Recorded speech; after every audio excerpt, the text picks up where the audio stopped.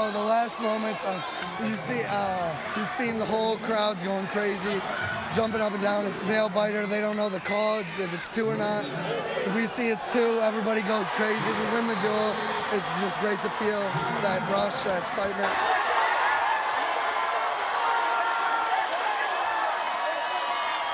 You know, we hadn't won since '06, and before I got over here, they had been to the finals probably 7, 8, 9 times in that stretch and kept falling short to these guys, you know. So for us to win back-to-back, it's incredible. You know, it's things you kind of dream about, and these kids have made that a reality, you know. And again, our coaching staff does a great job, but it's a true testament, man, to these kids. They bought into this team. They believed in the process.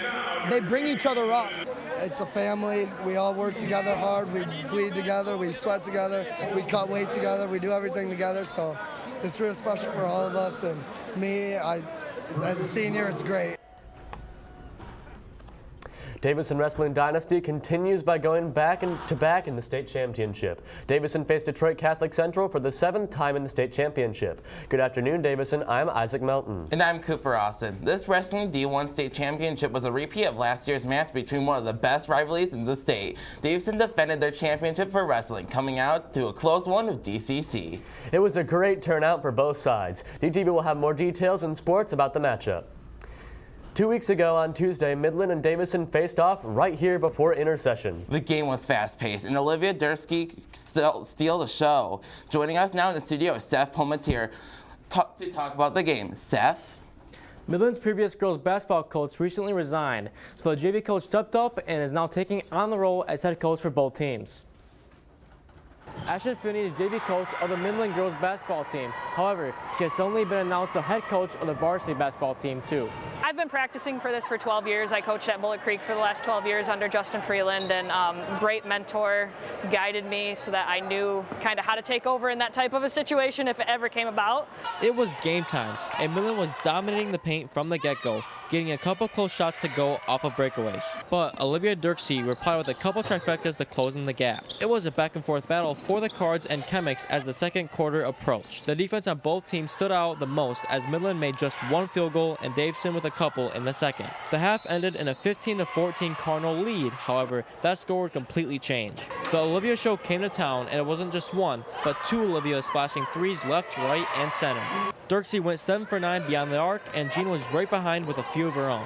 The score more than doubled in the third quarter alone for Davison. After scoring 25 in the third, Midland had no chance of taking the Cardinals out of their nest. Ending 50-36, Dirksey had a career night, putting up 29 points.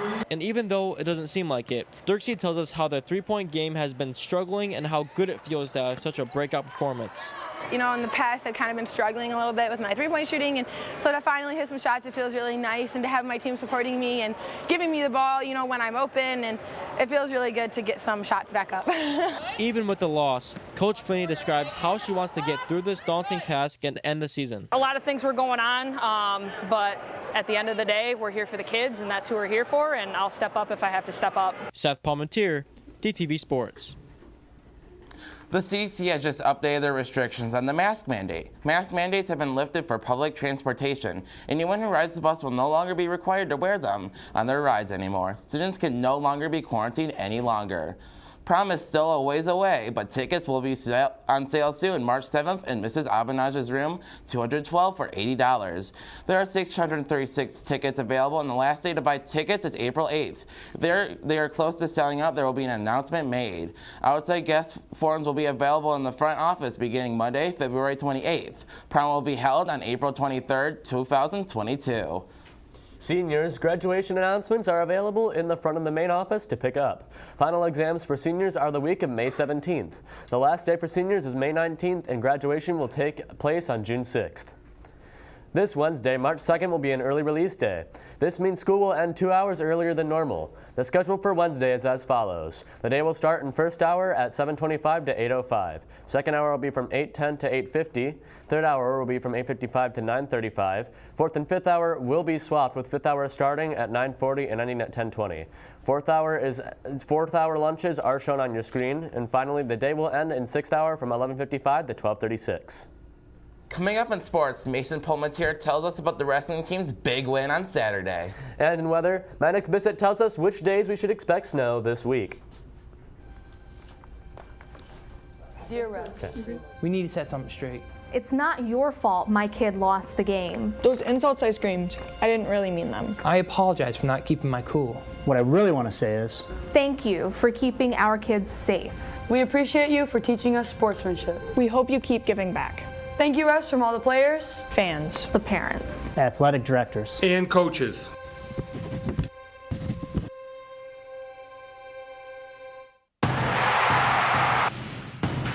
I got Jimmy Collins on the slam.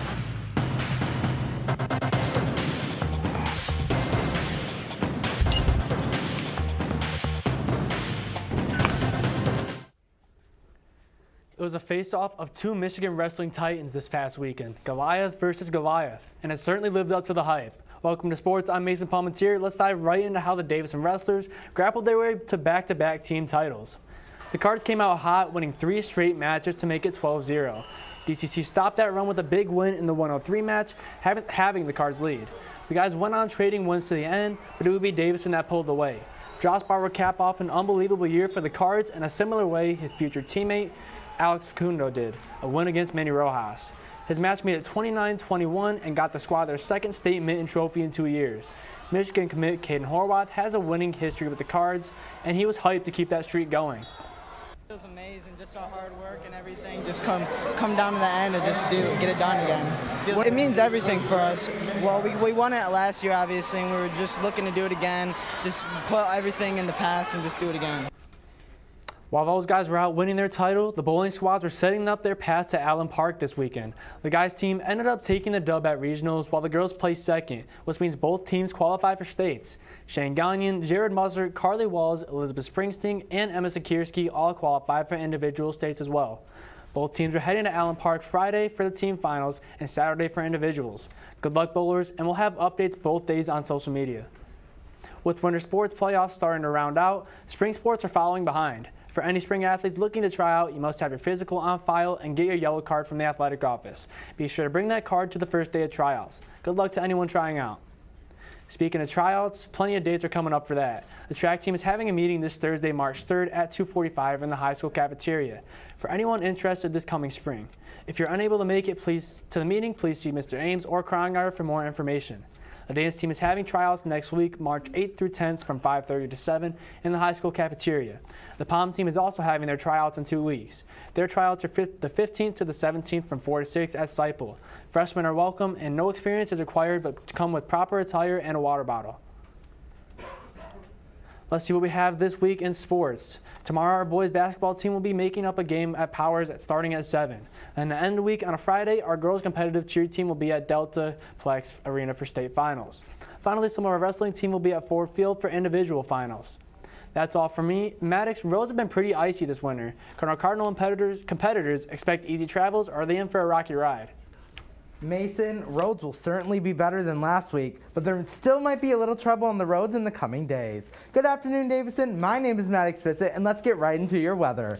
So today we'll maintain around freezing with a high of 34 and a low of 29 with some partly cloudy skies. Tomorrow we warm up to 42 and a low of 24, but then you see some rain and snow comes into the picture on early release Wednesday with a high of 40 and a low of 15, but don't worry, it will not be a big mess as only less than an inch of snow is expected to fall. Then we cool right back down to 27 and a low of 17 with more partly cloudy skies as we head into Thursday.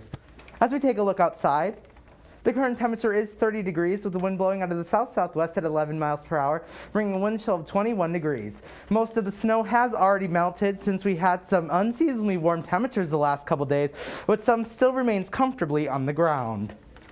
Now as we take a look at the radar, you can see some snow falling, mainly covering the upper peninsula and northern lower Michigan, and we may even get some snow flurries, but nothing too significant. That's it for me, Davison. I'll throw it back to Isaac on the desk. Thanks, Maddox.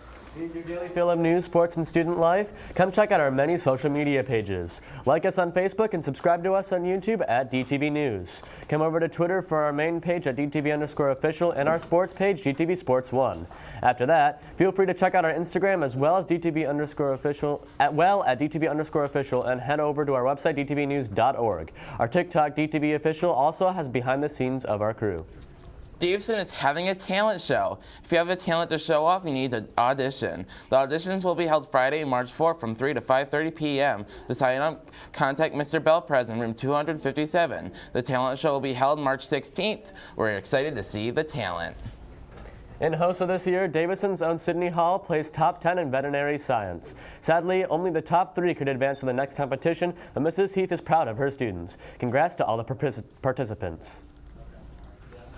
So the basketball playoffs are here, and DTV is going to cover them in District Mania. Yeah, I'm excited to see all those teams play. We haven't had district hosted here in a minute, so it's going to be fun to watch all those games. Yeah, it's certainly going to be a high-energy game. I'm looking forward to it. Yeah, I know that we're making the graphic right now for it in-house, and that's going to be totally sick to see.